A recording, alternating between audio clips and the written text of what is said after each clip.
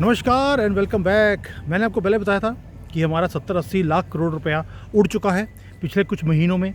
पूरा market crash हो चुकी है। लेकिन मुद्दा ये है कि कई लोग पूछते हैं कि सर सर्वाइव कैसे करें। अब मैं बेसिक्स पे आता हूँ जो हम जैन लोग यूज़ करते हैं। ऐसे ही नहीं है कि जैनियों के पास पैसे होते हैं। मैं ये नहीं कह रहा हूँ कि मेरे पास वो पैसे हैं। मैं ये कह रहा हूँ कि वाई इज़ इट कि कुछ कम्युनिटीज़ पैसे बनाती हैं, कुछ सिर्फ जाते हैं। रीज़न है कि रेड कोड दुनिया में हो गया है, ग्लोबल इकॉनमी नीचे जा रही है। वार्निंग साइंस जो मैं आपको लास्ट ईयर बोल रहा था कि भैया ये होगा, स्टॉक मार्केट नीचे आएगी और हमें नीचे लेकर आने की पूरी मुहिम शुरू होगी, वो no longer it is a prediction, it is already here. अब हेडलाइंस बनती जा रही हैं जो मैं पिछले साल से बोल रहा था। अब आज की डेट में हालत क्या है? अक्टूबर के अंदर अगर आप देखेंगे तो सेंसेक्स है, निफ्टी है, बिल्कुल ब्लड जैसे ना ब्लड बात होता है वो वाला हो रहा है। रीज़न एक ही है, यूनाइटेड नेशंस, यूनाइटेड स्टेट्स और चाइना दोनों एक इस तरह के डेथ ट्रैप के अंदर आ चुके हैं कि दोनों एक दूसरे का गला वो काटना चाहते हैं। पहली बात ये हो गया।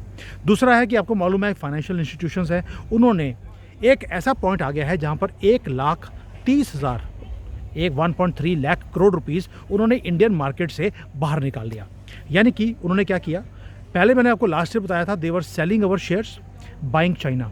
अब उन्होंने चाइना के शेयर भी बेचने शुरू कर दिए हैं, प्रॉफिट बुक किया, अब वो गोल्ड खरीद रहे हैं।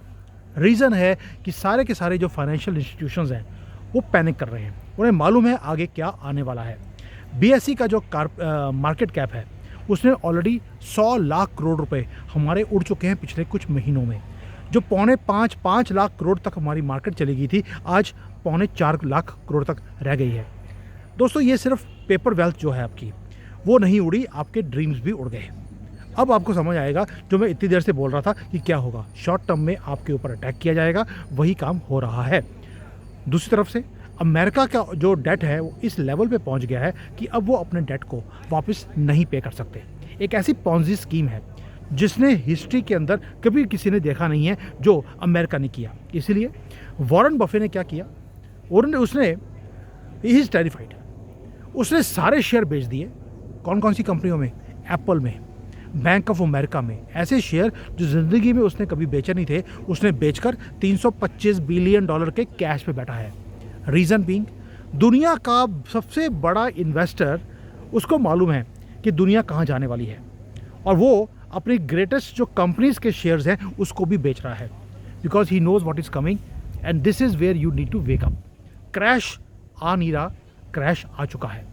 और आज आप कोई भी कंट्री ले लीजिए, पीछे कोई जर्मनी हो, वो फ्रांस हो, चाइना हो, इंडिया हो, किसी भी कंट्री का हाल देख लीजिए, वो सभी जगह पे ये क्रैश आ रहा है। And this is not only specific to India. अब आते हैं कि प्रिंसिपल्स क्या है। अब आपको इन्वेस्ट करना कहाँ है ताकि आप इसमें से बच सकें। ये तो हो गया कि हो क्या रहा है। सबसे पहला, गोल्ड इज़ गोल्ड ऑलवेज। हमेशा बोलता हूँ कि आपका जो शेयर है, शेयर इज़ लाइक पेपर, वो बर्न हो सकता है। लेकिन अगर आप देखेंगे कि जो आपके म्यूचुअल फंड्स की पोर्टफोलियोज़ हैं वो ब्लीड कर रहे हैं, लेकिन गोल्ड स्टेबल है। 1,29,000 रुपये पर 10 ग्राम वो पहुंच चुका है, अभी ये डबल होगा। सिल्वर है, वो भी रिकॉर्ड हाइज को वो पहुंच रही है। ऑलरेडी दिवाली के टाइम पर 1,80,000 रेट चला गया था कुछ घंटों के लिए। क्यों? क्योंकि मार्केट में लोगों को मालूम है कि गोल्ड आगे जाके बढ़ने वाला है। प्लस जो ट्रस्ट है डॉलर के ऊपर वो शेक हो रहा है, ट्रस्ट ऑन इंडियन रुपी भी शेक हो रहा है। अब दुनिया के पास कोई और चारा नहीं है। स्टॉक मार्केट्स नीचे आ रही हैं, डॉलर नीचे आ रहा है, ट्रेड वॉर्स और बढ़ने वाले हैं फिजिकल गोल्ड के ऊपर। अब लोगों ने जाना शुरू कर दिया and real gold is real gold. Warren Buffett बेवकूफ़ नहीं है जो इतना कैश लेके बैठा हुआ है, बिकॉज उसको मालूम है इन्फ्लेशन आने वाला है, मार्केट्स नीचे जाने वाली हैं। He is holding on to the stock market क्योंकि उसको मालूम है कि स्टॉक मार्केट की वैल्यूएशंस ओवर हैं, ये नीचे आएंगी। इसलिए जब मार्केट में मैं एंटर किया, जब 60-65,000 पे मार्केट गया था, मैं तभी एग्जिट कर गया था। उसके बाद गेम चलनी शुरू हो गई। उस गेम में मैं कभी एंटर करता ही नहीं। सेकेंडली, वॉरेन बफे को एक और चीज़ आपको फॉलो करना पड़ेगा। उसे मालूम है कि जो पेपर क्लेम्स हैं, स्टॉक बढ़ रहा है, बॉन्ड की मार्केट बढ़ रही है, फिक्स्ड डिपॉजिट बढ़ रहे हैं, ये प्रॉमिसेस हैं। जो एक्चुअल में काम हो रहा है, जो एक्चुअल एसेट है, वो गोल्ड ही है। भाई मैं प्रॉपर्टी को भी कई बार बोलता हूँ कि ये जो अनफिनिश्ड हाउसेज हैं वो आपका पेपर है। क्योंकि चाइना के अंदर मैंने देख लिया जिस लोगों ने अनफिनिश्ड घरों को खरीदा था वो आज अपने घरों की EMI भी पे नहीं कर सकते, क्योंकि प्रॉपर्टी की प्राइसेस 50% नीचे आ गई हैं। इसको मैं बोलता हूँ पेपर वेल्थ। मैं जब घर खरीदता हूँ कोई भी, जब तक वो पूरा कंप्लीटेड घर मुझे हैंडओवर नहीं होता, मैं उसे खरीदता नहीं। मैं अनफिनिश्ड अपार्टमेंट्स को मैंने आज तक कभी खरीदा नहीं है। अब आपको होल्ड क्या करना है, आपके पास एसेट्स होना चाहिए अपने पैसे से, तो आप बचोगे, वरना जैसे बाकी लोग स्टॉक मार्केट में दिवालिया हो गए, कहीं आपका भी वो हाल ना हो। इसलिए बोलता हूँ, जो हमारे ग्रैंड पेरेंट्स हैं, हमारे पेरेंट्स हैं, उन्होंने हमेशा फिजिकल गोल्ड को अपने हाथ पे रखा, और आज उनको सोचने की ज़रूरत नहीं है कि फ्यूचर में क्या होगा। They are much more wealthy than this जो जेनजी है, उनसे ज़्यादा वेल्दी हमारे पेरेंट्स या ग्रैंड पेरेंट्स रहे, क्योंकि उन्होंने गोल्ड तब खरीदा है जब उसका रेट कुछ भी नहीं था, और आज देख लीजिए 1.25 लाख करोड़ रुपए और 1.25 लाख पर तोले का रेट पहुंच गया है। अब जो ये आप जाते हैं ना, स्टॉक मार्केट की रिटर्न्स देखते रहते हैं कि ऊपर जा रहा है, नीचे जा रहा है, just come out of it at the right time, वरना वो आपके पैसों को आपकी जेब से कैसे निकालना है, दे नो इट। एल्गोरिदम जिसको बोलते हैं कि जो है वो उनको मालूम है कि आपसे जेब से पैसे निकाल कर the house always wins, and that is the game. Come out of it, start going for gold. Gold बढ़ने वाला है, ये मेरी बात याद रखना। दूसरा, जो स्पेकुलेशन है, अब स्पेकुलेटिव बिजनेस के अंदर जाते हैं, उसके कारण अभी कितने लोगों ने बोला सर क्रिप्टो का क्या होगा। Crypto is another Ponzi scheme. अब पहले उन्होंने डॉलर की एक स्कीम बनाई, अभी उन्होंने क्रिप्टो की एक स्कीम बनानी शुरू हो गई। येस, क्रिप्टो विल गो, वो बहुत हाई जाएगा, लेकिन अभी आपने देखा 1.25 लाख गया, 90 पे आ गया, फिर बढ़ना शुरू हो गया। ये ऐसे ही चलता रहेगा, क्योंकि उन्हें फियर क्रिएट करना है, उन्होंने दिखाना है कि भैया ये तो एसेट जो है ये नीचे जा रही है, और आप हमेशा ही डिस्ट्रेस में आकर उसे बेच देंगे। ऊपर से दोबारा से AI की आई हाइप, इतनी हाइप है AI की कि अब लोगों को ये समझ नहीं आ रहा कि ये बबल फटेगा कब। दोस्तों, एक तरफ तो AI की हाइप है, दूसरी तरफ से AI कोई फिजिकल चीज़ नहीं है। AI भी एक वही काम है जैसे क्रिप्टो का काम है। अब आप बोलेंगे सर लेकिन चाइना में जो फैक्ट्रियाँ थी वो तो फिजिकल थी। यस, जो फिजिकल आउटपुट है यहाँ पर वो भी नीचे आ गई है। रीज़न है उसका, क्योंकि दुनिया ने खरीदना ही बंद कर दिया। चाइना जो प्रोडक्ट बनाता था वो था यूजलेस आइटम्स, जिसको किसी को चाहिए नहीं। वो ऐड बड़ी अच्छी बनाते हैं और लोगों ने खरीदना शुरू कर दिया। लेकिन क्या स्टील की मार्केट नीचे आई? स्टील चल रहा है। क्या जो फिजिकल प्रोडक्ट्स हैं, जैसे को मोबाइल बनाने वाली कंपनी है, क्या वो नीचे आई? वो थ्राइव कर रहे हैं। जो फिजिकल प्रोडक्ट बना रहा है वो राइज कर रहा है। जो हवा की बातें हैं, आर्टिफिशियल इंटेलिजेंस है, वो कंपनीज नीचे आने वाली हैं, ओवर रेटेड है। अगर कोई फूड का बिजनेस कर रहा है, या एनर्जी सेक्टर है, या एसेंशियल सर्विसेज है, वो कभी भी नीचे नहीं आ सकते। अब आप देखिए अदानी को, अदानी ये सारी कंपनीज के कामों में है। वो पोर्ट बना रहा है, वो हाईवेज बना रहा है, वो एयरपोर्ट्स बना रहा है, वो इवन की एनर्जी में, फूड में, वो सब जगह पे वो एंटर किया हुआ है। ये वो इंडस्ट्रीज़ हैं जो कभी नीचे नहीं आएगी। इवन ग्रेट डिप्रेशन के अंदर भी हमने देखा कि जो छोटे मोटे काम करने वाले लोग हैं, जिनका अपना स्टोर था, वो सर्वाइव कर गए। लेकिन जो किसी के लिए काम कर रहे थे वो बस ख़त्म हो गए। उसके बाद जॉब्स ढूंढने लगे तो जॉब मिला नहीं।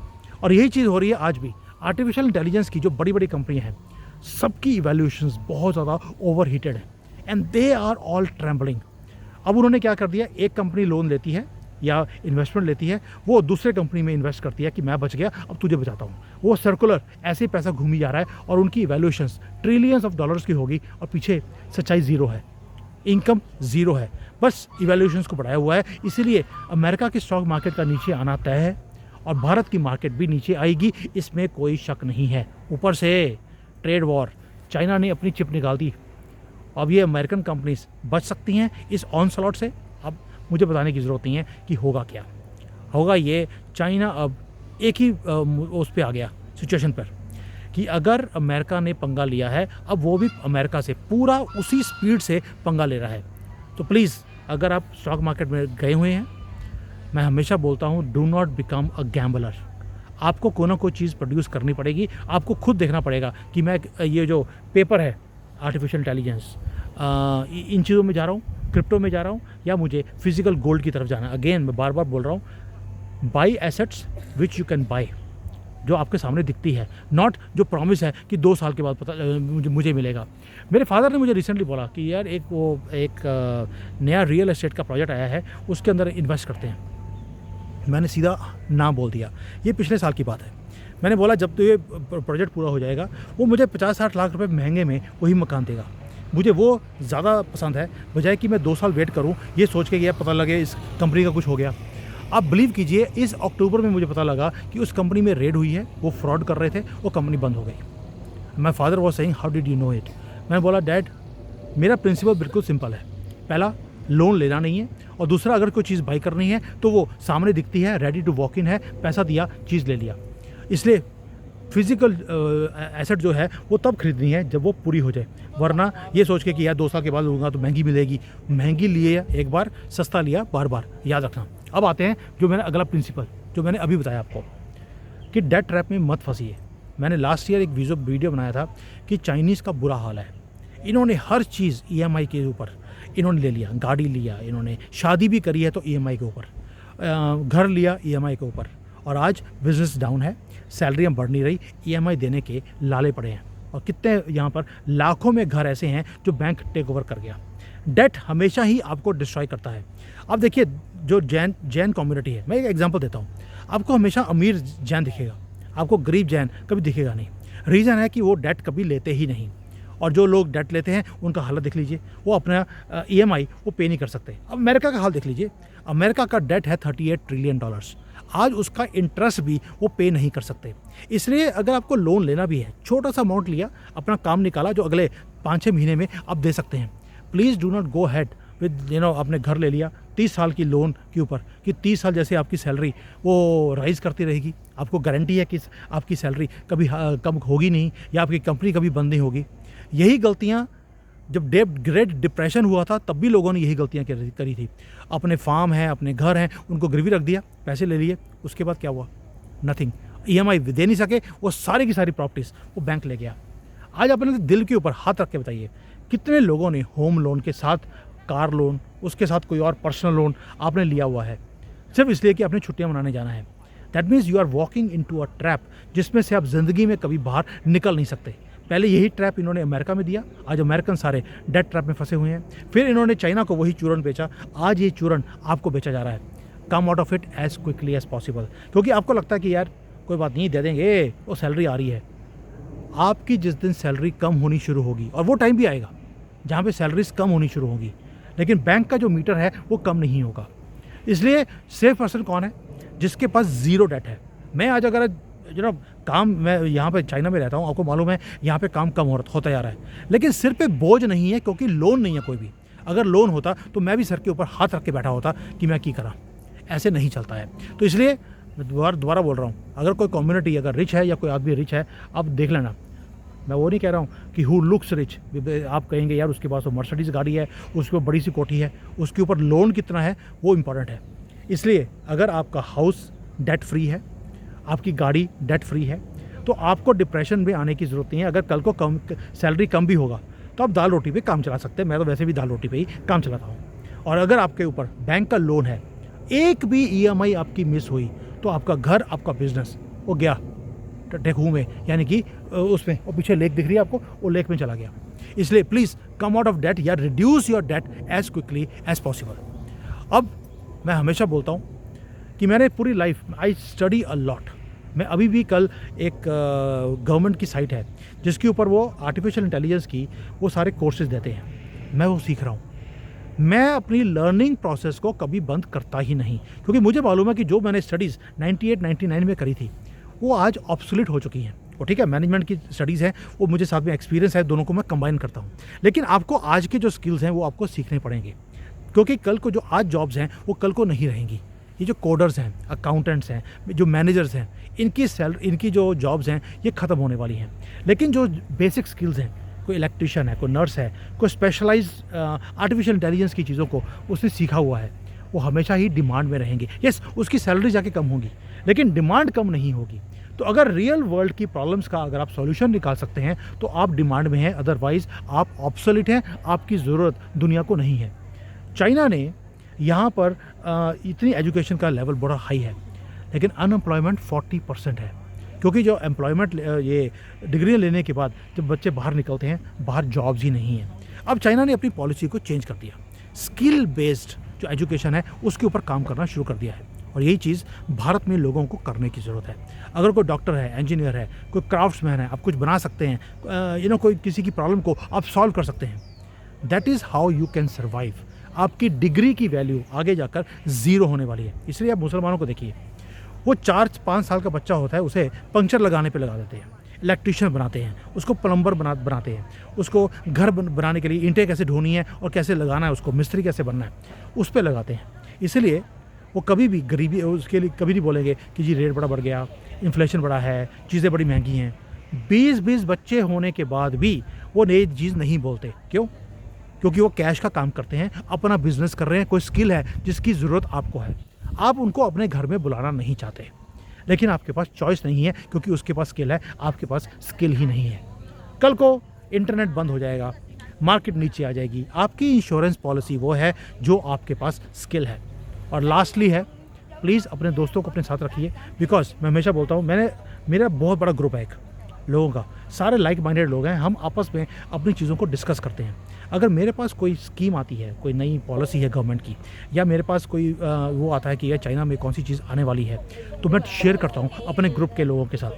जो ये लाइक माइंडेड लोग हैं, जब मैं उनके साथ शेयर करता हूँ तो मेरे पास भी एक क्लैरिटी ऑफ थॉट आता है कि मुझे आगे क्या करना है, क्या नहीं करना। वो मुझे क्वेश्चंस पूछते हैं, काउंटर क्वेश्चंस आते हैं। तो ये जो कम्युनिटी हमने अपने आपस में हमने क्रिएट की हुई है, हम एक तो अपने आप को आइसोलेटेड फील नहीं करते। अब देखिए वेस्टर्न वर्ल्ड ने क्या किया, हम पहले फैमिलीज़ के अंदर रहते थे, हम एक दूसरे से बात करते थे। इन्होंने पेरेंट्स को बच्चों से अलग कर दिया, बच्चे सेपरेट रह रहे हैं, उनको पता नहीं कि फॉल बैक अरेंजमेंट क्या है। आपको अपने दोस्तों के साथ मिलकर, लाइक माइंडेड लोगों के साथ, वो कोई भी हो, उनके साथ मिलकर आप डिस्कस कीजिए आपके थॉट्स क्या हैं, and then you will come to know what is right, what is wrong, और उसके बाद आप उसके अंदर इन्वेस्ट कर सकते हैं। This group is very very important. मैं हर रोज़, कितने लोग हैं, एक विकास जी हैं मुंबई में, मैं उनके साथ रेगुलरली बात करता हूँ। I love talking to this kind of intellectual people. मैं अपने थॉट्स उनके साथ शेयर करता हूँ, वो अपने थॉट्स मेरे साथ शेयर करते हैं। आहिस्ता आहिस्ता हम अपने माइंड को और क्लियर करते जा रहे हैं, and then we will reach somewhere where we want to reach. So दोस्तों, अगर आपको मुझे पूछेंगे, मैंने आपको साफ बता दिया कि वॉरेन बफे वो अपने एसेट्स को बेच रहा है। गोल्ड राइज कर रहा है, राइज करेगा भी। डेट अगर आपका इंक्रीज कर रहा है, उसको नीचे लेकर आना शुरू कर दीजिए। इंडियन स्टॉक मार्केट ऑलरेडी आपको ट्रेलर दिखाना शुरू कर दिया उसने कि आगे जाकर क्या होने वाला है। 100 लाख करोड़ रुपए उड़ गए हैं मार्केट से, और आगे जाके क्या होगा, अभी शॉर्ट टर्म में ये ऐसे ही रहने वाला है। लॉन्ग टर्म में जाकर इसका असर आपको पता लगेगा। लॉन्ग टर्म का प्रॉस्पेक्ट अच्छा है, शॉर्ट टर्म में कम ये मार्केट नीचे आने वाली है। वेस्ट नीचे आ रहा है, जब वो नीचे आएंगे वो सारी दुनिया को वो नीचे लेकर आएंगे। उनके पास अपने आप को बचाने का कोई भी फॉल बैक अरेंजमेंट वो नहीं है। भारत राइज करेगा लॉन्ग टर्म में, लेकिन अगर, और आप राइज तब करेंगे अगर आप स्मार्ट होंगे। वो उन्होंने मिस्टेक्स करी हैं, उनको कॉपी मत कीजिए। वो डेट में रहते हैं, बड़े बड़े घरों में रहते हैं, लेकिन लोन कितने हैं उसके ऊपर है, उसको कॉपी मत कीजिए। और वो स्पेकुलेशन में जाते हैं। आर्टिफिशियल इंटेलिजेंस, पहले वो था कंप्यूटर एज था, ख़त्म हो गया, फिर आर्टिफिशियल इंटेलिजेंस का एज आ गया, ये भी ख़त्म हो जाएगा। ये है स्पेकुलेशन। और आगे आगे वो बोलेंगे सर डॉलर नहीं, अब तो हम क्रिप्टो में जाएंगे। ये गेम को चेंज करते रहते हैं स्पेकुलेशन वाली। Please go back to our Indian principles. हमारे पेरेंट्स ने हमेशा गोल्ड में इन्वेस्ट किया, लैंड में इन्वेस्ट किया, फिजिकल चीज़ों में इन्वेस्ट किया। उन्होंने बिजनेसेस को क्रिएट किया जो रियल वैल्यूज़ को क्रिएट करती हैं। अगर आपने डेट में ही रहना है लोगों को दिखाने के लिए कि देखिए मैं कितना अच्छा बच्चा हूँ, मेरे पास बड़ा सा घर है, बड़ी सी गाड़ी है, God can save you only. यही बोल सकता हूँ आपके लिए। एंड प्लीज़ अपने नज़दीक जो लोग हैं जो बिल्कुल सेम प्रिंसिपल्स को आपके साथ शेयर करते हैं, उनके साथ चीज़ों को शेयर कीजिए। Make a group of yourself, that is how you rise. मैं हमेशा बोलता हूँ कि जो स्टॉर्म है it is not coming. Storm आ चुका है, बारिश पड़नी शुरू हो गई है, और आपके पास छाता ही नहीं है। अगर आपके पास छाता नहीं है, ना आप खोल सकते हैं उसको, ना अपने आप को गीला होने से बचा सकते हैं। आई होप मैंने बहुत सिंपल लैंग्वेज में आपको बताने की कोशिश करी है। अब आप बोलिएगा यार मेरे पीछे ये सीन क्या है। ये कोई पोस्टर नहीं है, एक रिजॉर्ट है जहाँ पे मैं आया हूँ। वीक डेज़ के टाइम पर आई एम मूविंग हेयर। मैं 2 दिन लगाऊंगा यहाँ पर, अपने आप को रिचार्ज करूँगा और वापस चले जाऊँगा। क्यों? एक ही रीज़न है, मेरे ऊपर डेट नहीं है, और इसको बोलते हैं planning. I hope you can understand what I am trying to say. Thank you. जय हिंद, वंदे मातरम।